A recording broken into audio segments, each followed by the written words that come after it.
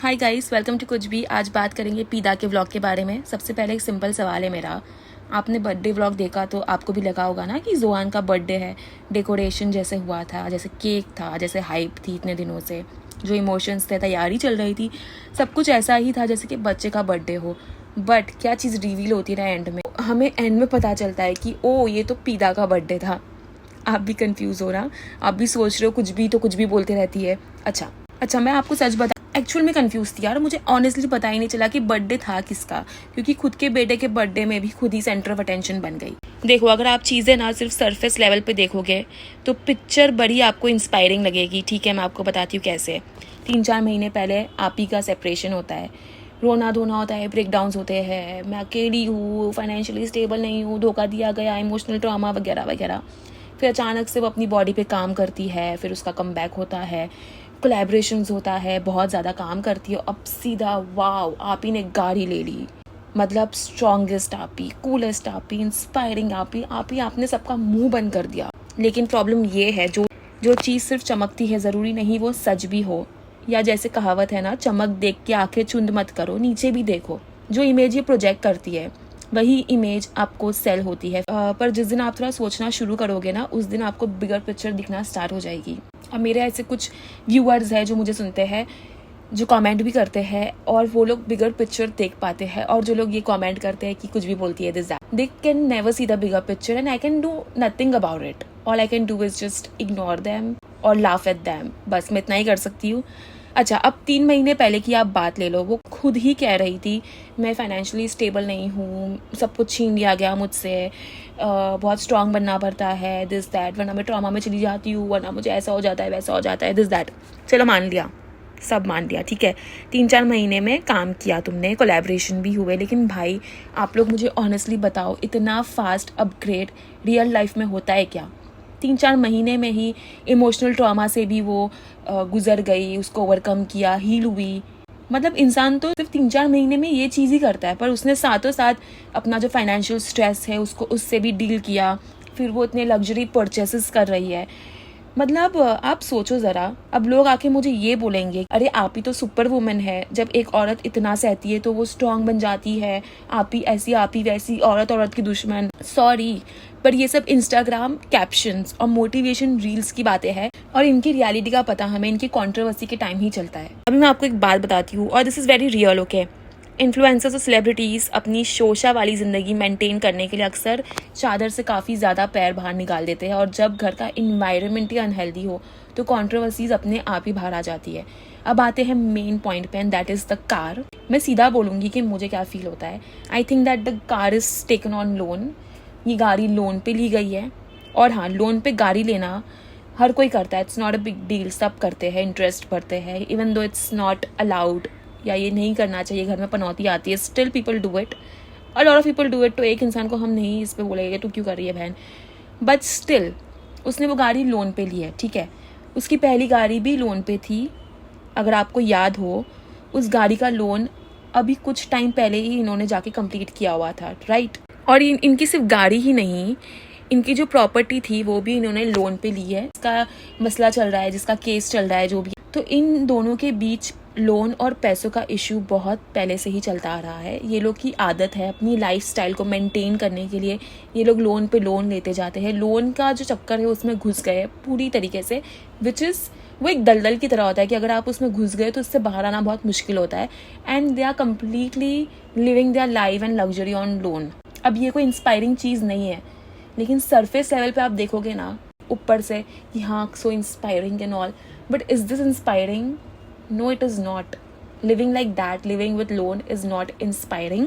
अगर आप ध्यान से याद भी करोगे, जब ये लोग पहली बार सेपरेट हुए थे और फिर वापस साथ आए थे, तब जो बातें हुई थी ना, उनसे क्लियरली लग रहा था कि मेन टेंशन पैसों को लेकर थी, राइट। जब इनका पहले सेपरेशन हुआ था, तब ये लोग जब साथ आए थे, तब पुफियान खुद बोल रहा था कि गाइज आई फील स्टक, हमें और भी कुछ करना है लाइफ में, बहुत कुछ करना है। फिर उन्होंने दूसरा चैनल स्टार्ट किया फन टूर का, तो उनको उनके ऊपर एक प्रेशर था कि उनको कुछ करना था लाइफ में, उनको लोन से बाहर आना था, बिकॉज देवर इन लोन। वो एक स्ट्रेस होता है, टेंशन होता है। और उस टाइम पीदा भी बोल रही थी कि तुम फिक्र मत करो, मैं भी जॉब कर लूँगी, ये वो, ये सारी बातें हुई है इन लोगों की।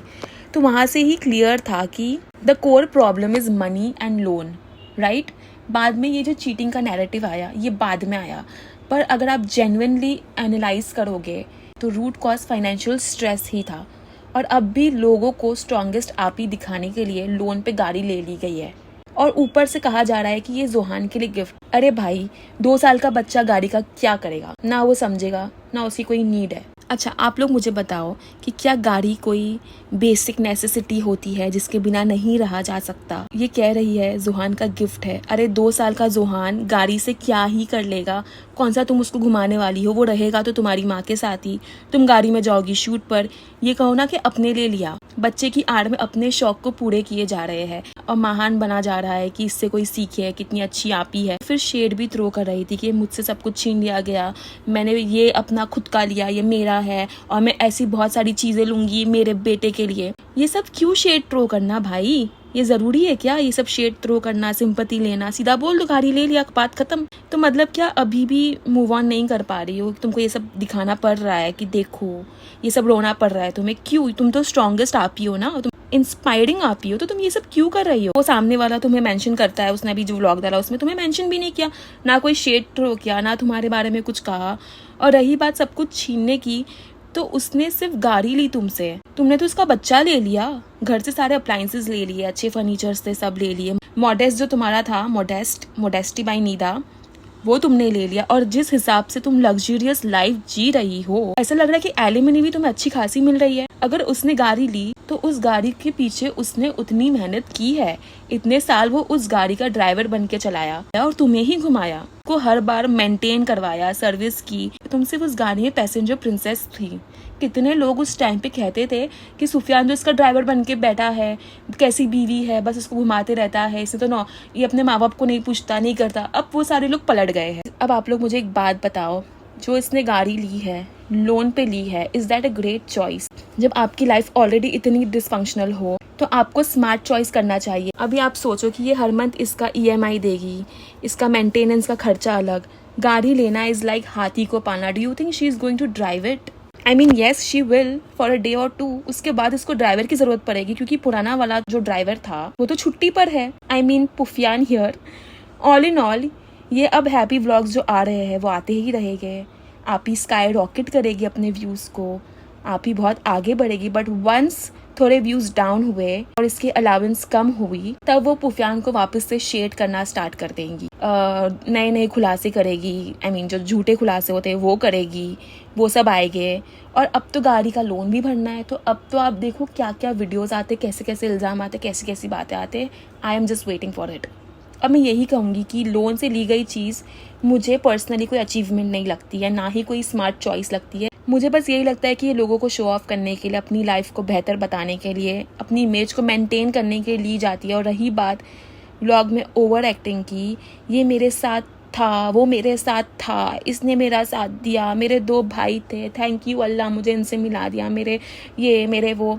अरे भाई, ये दोस्त लोग हैं, ये भाई लोग हैं, ये लोग ठीक है तुम्हारी लाइफ में, तुम्हें हफ्ते में 1-2 बार मिलके तुम्हें जो खुशी है थोड़ी बहुत देंगे, but the companion that you have lost, it doesn't make sense कि तुम ये सारी चीज़ को उससे रिप्लेस करने की कोशिश करती हो, खुशियाँ उस चीज़ों में ढूंढने की कोशिश करती हो। मतलब जो आपका स्पाउस होता है, जो आपका पार्टनर होता है, they are your partner in everything in your life. हर चीज़ का पार्टनर आपका होता है वो। आपको कहीं जाना है बाहर, आपको ट्रैवल करना है, तो आपका दोस्त आपके साथ चलेगा क्या? उसकी भी एक लाइफ होनी है, उसकी भी फैमिली होनी है, उसकी भी जॉब होनी है। That person is not going to stay with you forever. Yes, they are going to be in your bad days and in your bad phase, and you need to have friends. But your friends, they are not going to live with you. They are not going to live in your shoes. But your spouse will. And you lost that. और ये जो शोशा है, ये करके तुम अपना जो void है, खालीपन है, ये भरने की कोशिश करी हुई, अपने आप को दिलासा देना होता है। और मुझे बस ऐसा लगता है कि मुझे कभी कभी खराब भी लगता है तुम्हारे लिए कि ये जो दिखावटी जिंदगी है, मुझे पता है अंदर से you feel empty and you feel lonely, because this is just on surface level. तुम बाहर से लोगों को दिखा रही हो कि तुम कितना अचीव करी, तुम कितनी खुश हो, बट अंदर से खोखलापन है ये सब। That everything you have is on loan. जो भी तुम पैसा कमा रही हो वो तुम EMI भर के जा रहा है। और जब तक यूट्यूब है तब तक ऐश है, जब तक इंस्टाग्राम है तब तक ऐश है, उसके बाद क्या? वंस ये सारी चीज़ें बंद हो जाएगी, वंस तुम्हारे व्यूज़ डाउन हो जाएंगे, या ऐसा कुछ हो जाएगा, फिर क्या? फिर कहाँ से तुम्हें ईजी मनी आएगा? फिर कहाँ से तुम ये सब जो इतने सारे EMIs लिए वो तुम भरने वाले हो? जस्ट थिंक अबाउट इट यार। एंड देन लोगों को इमोशनल करने के लिए, एक इमोशनल एंगल देने के लिए ये बोलना कि जोहान बेचारा रिक्शा में जाता था, टैक्सी में हम जाते थे, ओला में जाते थे, हमारे पास कार नहीं थी मतलब मान लो कि क्या ही नहीं था इसके पास। कार के बिना ही ज़िंदगी 3 महीना इसने गुजारा, तो समझ लो कि क्या ही इसने खो दिया, क्या ही इसने ज़िंदगी कैसे ही गुजार ली, क्या ही तो स्ट्रगल था ये कि बिना कार के मेरा जोहान ऐसा, मेरा जोहान बिना कार के रिक्शा में उसको आगे बैठना होता था, वो आगे बैठना चाहता था, लेकिन मैं उसकी माँ अब ये पूरा करूँगी। अरे कोई मूवी चल रही है क्या बहन? What is this? इतनी तो ओवर एक्टिंग और इतनी तो हंसी आती है ना ये सब देख के भी। और रही बात जोहान की, तो वो 2 साल का बच्चा है यार, वो भूल जाएगा, आदत भुलाई जाती है भाई। कौन सा उसने 20 साल की ज़िंदगी जी ली और अब वो गरीब हो गया है तो वो नहीं जी पा रहा है यार। एक क्या है यार, what is all this man? उसको होश, अभी तक उसने अपनी लाइफ में होश नहीं भरे हैं, अभी तक वो होश में नहीं आया है कि क्या चल रहा है क्या नहीं चल रहा है। But then you have to use Johan in everything that you do, ताकि उसके आड़ में तुम हर चीज़ कर लो और ये दिख जाए कि महान माँ, मदर इंडिया, लाइक व्हाट। रही बात कि उसको आगे बैठने की आदत थी, आगे वो मस्ती करता था, तो उसको आगे बैठने की आदत थी उसके बाप के साथ, उसके बाप के गोद में बैठने की आदत थी। देखो इस लाइफ में तुम किसी को भी रिप्लेस कर लो, कितनी भी तुम कोशिश कर लो, या कोई भी भाई को तुम ले आओ, अरसलान भाई या जीशान भाई या वो जो डॉक्टर, जो तुम्हारा डॉक्टर वाला भाई है, वो लोग बाप को नहीं रिप्लेस कर पाएंगे यार। मतलब क्या बात हो गई? एक बच्चे, वो कहती है कि अरसलान से बहुत क्लोज है। अरे भाई, जिससे वो एक्चुअल में क्लोज था, जो एक्चुअल में उसका था, तुमने उसको रिप्लेस कर दिया। कहती कि अरसलान से इसकी बॉन्डिंग बहुत अच्छी। ये क्या है? ये कैसे तुम अपने वॉइड को फिल कर रही हो? कैसे तुम एक भरम में जी रही हो कि you are living in a delusion man that Arsalan, do you think he cares about your kid like your husband? Do you think he is going to do anything for him? Never, unless तुम लोग का कुछ खैर रहन देते वो बात को। तो रियलिटी तो ये है, जोहान को उसका बाप ही उसको प्यार दे सकता। जोहान को जो प्यार उसका बाप दे सकता है वो कोई भी भाई नहीं दे सकता, कोई भी नहीं दे सकता। It is an irreplaceable love, it is an irreplaceable bonding. और ऐसा तो कुछ था नहीं कि पुफियान जो था वो जोहान से बहुत डिटैच्ड रहता था, उसको प्यार नहीं करता था या उसको दूर रखता था अपने से। नहीं था ऐसा यार, उसको लेके बैठा होता था, उसका ध्यान रखता था, उसके साथ टाइम स्पेंड करता, उसको प्यार करता था, उसके आर्म्स में वो सोता था। तो ये सब कैसे लोग भूल जाते हैं? And that kind of love, it is irreplaceable. और जो स्ट्रॉन्गेस्ट आप ही ने जो अपनी गाड़ी ली है, ये मुझे really to be very honest कोई बिग डील नहीं लगी। जितना के लोग इतना हाइप कर रहे हैं इस चीज़ को, it's not a big deal guys. तो मैं एंड में सिर्फ इतना ही कहूँगी कि पर्सनली लोन से दी गई चीज़ मुझे अचीवमेंट नहीं लगती और मुझे ये कोई स्मार्ट चॉइस भी नहीं लगती। ये सब सिर्फ लोगों को दिखाने के लिए, अपनी लाइफ को बेटर पोर्ट्रे करने के लिए, कि इमेज को मेंटेन करने के लिए, दूसरों को दिखाने के लिए कि भाई मैं तुम्हारे बिना ये कर रही हूँ। और हाँ, स्ट्रॉन्गेस्ट आप ही का गाड़ी लेना मुझे ना इंस्पायरिंग लगा, ना वाव मोमेंट लगा, ना कोई बड़ी बात लगी। बस एक और एग्जाम्पल लगा कि कैसे सोशल मीडिया पे चमक को सक्सेस समझ लिया जाता है, जबकि रियलिटी का वेट EMI के साथ आता है। Also a lot of people are pointing out कि अब्रेश और आयशा नहीं आते हैं। और क्यों नहीं आते? क्योंकि मुझे ना वो लोग लिटरली, आपको बताओ, मुझे नहीं लगता कि वो लोग किसी की चाटने में बिलीव करते हो। बाकी सब मतलब चाट रहे लिटरली इसकी। जीशान और अशिदा को आप देख लो, जिस तरह से हर बार उठ के आ जाते हैं मुँह उठा के। तो बस अब्रेश और आयशा को पता है कि ये इतनी कुछ, इसने भी कोई दूध की धूली नहीं है, इसने भी कुछ कांड किए हो गए, इसीलिए ये सब हो रहा है। और रही बात, मुझे मेरे एक व्यूअर ने कहा था कि महमूद भाई ऐसे ऐसे स्टोरीज़ डालते हैं जिससे उनको लगता है कि ये बात सच होगी कि पिस्बा के साथ, लाइक पिस्बा और पुफियान का कुछ था और उसके साथ भी धोखा हुआ है और वो सिर्फ एक चांस दे रहे हैं। तो जहाँ तक मैंने नोटिस किया है कि महमूद भाई ऐसे ही स्टोरीज़ डालते हैं हर वक्त। तो पता नहीं यार, कुछ भी हो सकता है। I don't really have any idea और ओपिनियन अबाउट दैट, क्योंकि वो लोग कुछ आ नहीं रहे हैं, ना व्लॉगिंग कर रहे हैं, कुछ नहीं कर रहे। और आपको एक बात बताओ, आप जैसे, हमारे जैसे और महमूद भाई जैसे लोग बहुत ही सिंपल लोग होते हैं, मिडिल क्लास लोग होते हैं, जिनको अपनी लाइफ में ना उनकी इज्जत ही सबसे प्यारी होती है। और इनकी जो इज्जत है वो सरेआम उड़ाई गई है। पिस्बा की इज्जत, महमूद की इज्जत, 1 मिलियन व्यूज़ आए हैं उस व्लॉग में, उस लड़की का नाम बदनाम किया गया है बिना कोई सबूत के। तो उनके लिए वो भी एक हो सकता है ना कि इसलिए वो डिप्रेस्ड हो गए कि लोग उनको ही गलत बोल रहे हैं।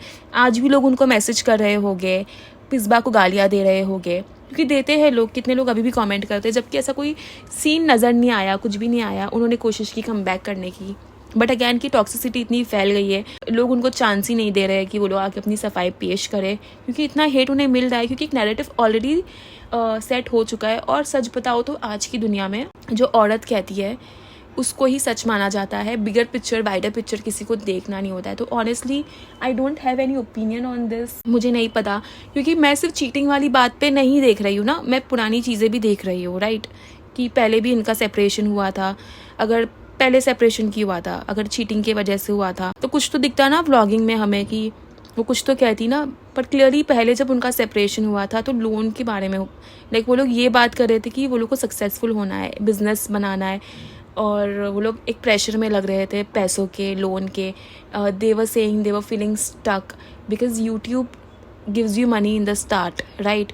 आपको एक स्काई रॉकेट हो जाता है views, and then suddenly views down हो जाते हैं, क्योंकि if you are giving same content और monotonous content every time, people are not going to watch you, right. फिर वो लोग वहाँ पे स्टक फील कर रहे थे, लोन्स ले लिया गया, जैसे हम लोग आज लोन के बारे में बात कर रहे हैं, तो loan is something like that जो आपको पूरा ख़त्म कर देता है, राइट।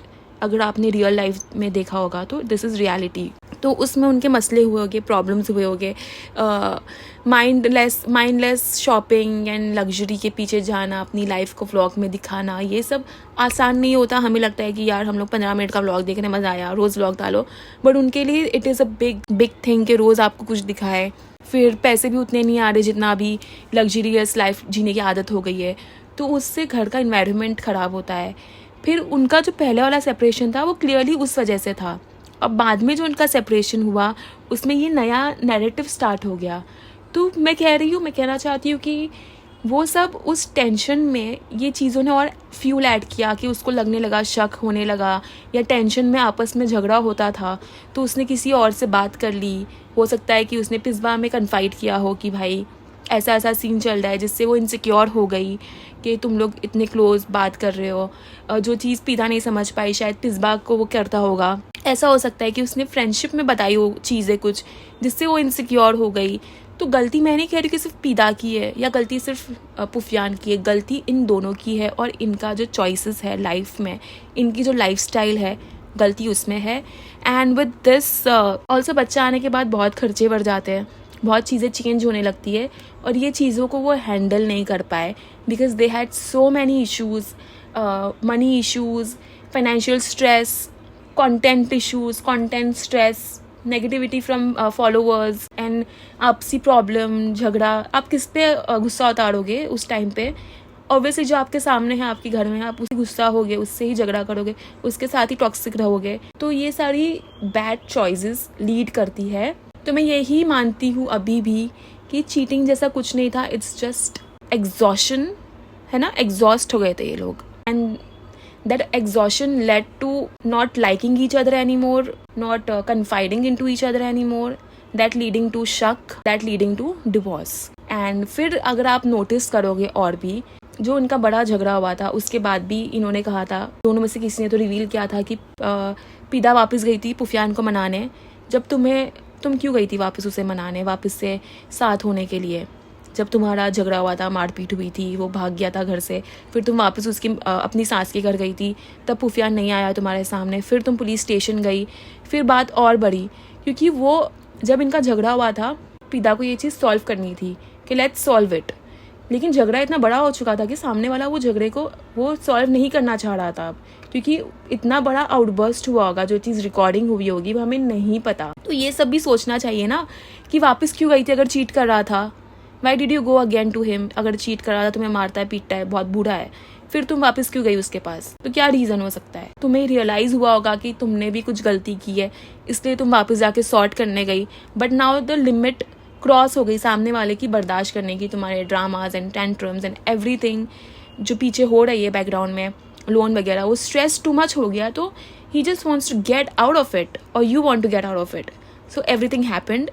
और मुझे अभी भी लगता है कि पिस्बा और महमूद जो है वो लोग इस चीज़ का शिकार बन गए, इनकी लाइफ में प्रॉब्लम थी तो वो लोग भी शिकार बन गए, इवेंचुअली उनके लाइफ में भी प्रॉब्लम आई होगी, महमूद को भी डाउट्स आए होंगे कि क्या था ये, तुम क्यों उससे बात की, क्यों उसके साथ में इतना ये वो, तो उनकी लाइफ में भी प्रॉब्लम आई होगी।